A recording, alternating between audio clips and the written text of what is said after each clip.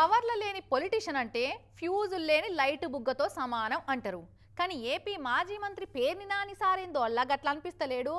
Power ఉన్నా లేకున్నా నేను ఫైరే అని మస్తు ఫైర్ అవుతుండు.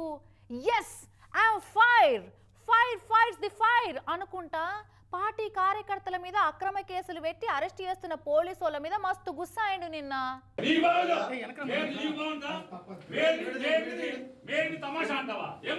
ఇక చూడుర్రి పేర్ని నాని సార్ ఎట్లా ఫైర్ అవుతుండో.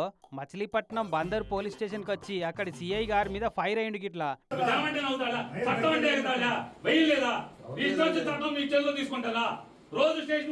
మెడికల్ కాలేజీల ధర్నాల కేసుల రోజు పోలీస్ స్టేషన్ కు రమ్మని బెదిరిస్తున్నట పంకపాటి లోకల్ లీడర్లను.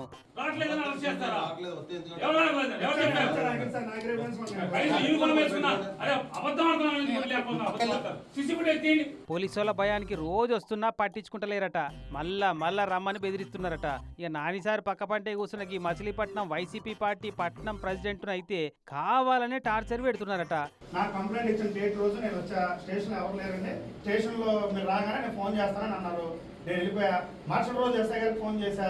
నేను అందరు కలిపి తీసుకుంటారా సార్, అందరు కలిపి వద్దామంటే సార్ ఒక పని చేయండి సార్, మీరు ఎవరెవరికైతే నోటీసులు ఇచ్చారో అందరూ లిస్ట్ ఇవ్వండి, అందరం కలిపి ఒకరే వస్తామని చెప్పా.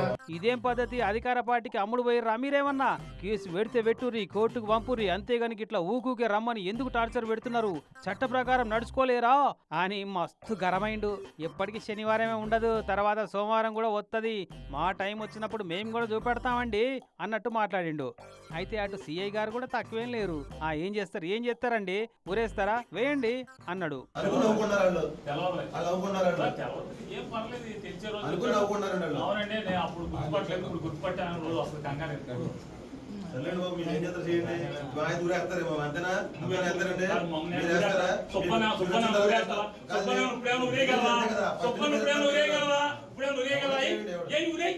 నానిసారు తీరు చూస్తుంటే కొత్త నోట్బుక్ తెరిచేటట్టే ఉండు, పేరు నోట్ చేసుకునేటందుకు.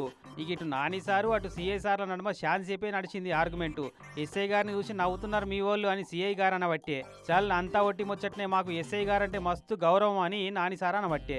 ఇక లాస్ట్కి ఈ సుబ్బన్నను బయటికి పంపిస్తారా లేదా అని నానిసార్ అంటే పంపే ముచ్చటే లేదు, రూల్స్ ఒప్పుకోని పట్టుబట్టిరట. అయితే అధికార పార్టీ రౌడీలను కూడా బతిలాడుతున్నారట ఇట్లా పోలీసు వాళ్ళు. పలు కేసుల్లో, రౌడీజం కేసుల్లో, దాడుల కేసుల్లో, హత్యాయత్నాల కేసుల్లో ముద్దాయిలుగా ఉన్న వాళ్ళని వీళ్ళు బతిమాలుతున్నారు. అయినా రిమోట్ ఎవరి చేతులుంటే టీవీని వాళ్ళే ఆపరేట్ చేస్తారు, స్టీరింగ్ ఎవరి చేతులుంటే వాళ్ళే డ్రైవర్లు అవుతారు. పవర్ పాలిటిక్స్ ఎట్టుంటాయో మీకు తెలియని ముచ్చట్నా నానిసారు. కానీ పవర్ లేకుంటే ఎంత ఫరక్ ఉంటుందో చూడు. పోలీసు వాళ్ళు ఇచ్చే మర్యాదలు కూడా అనుకున్నారట ఈ పంచాయత్ చూసిన బందరు పబ్లిక్ అంతా.